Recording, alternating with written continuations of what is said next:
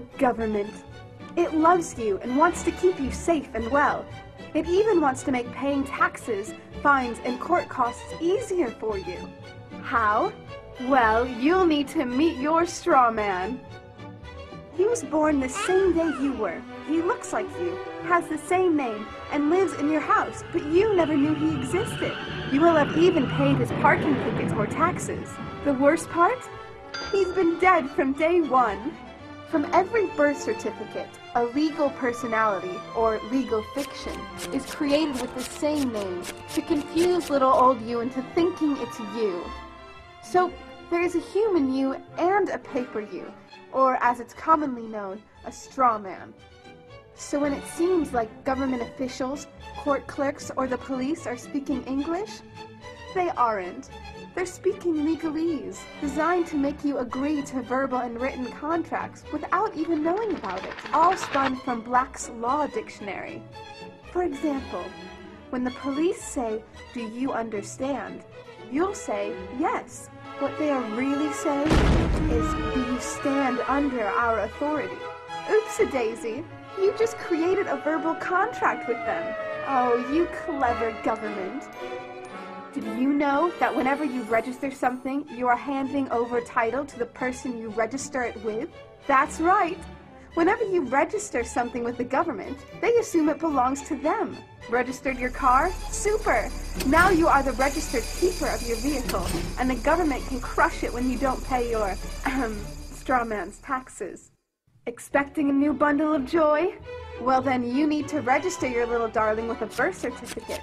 Then they can start the process all over again and create a new straw man for your little one. Isn't that great? So when Junior grows up, he'll be able to generate revenue just like you have. When you notify on your baby by signing the birth certificate, your child becomes a ward of state. And if the government doesn't like what you're doing, they'll assume it's okay to take the child away or make new rules for things they don't like. Not enough school? Smacking your child? Shouting too loudly? Then it's off to social services for the little one.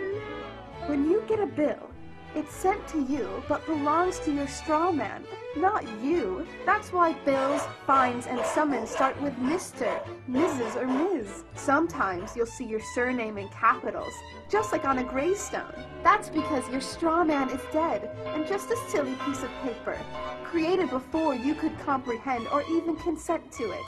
When you go to court, you represent your straw man, so you, the human, take on any costs, fees, taxes, and fines involved for the straw man.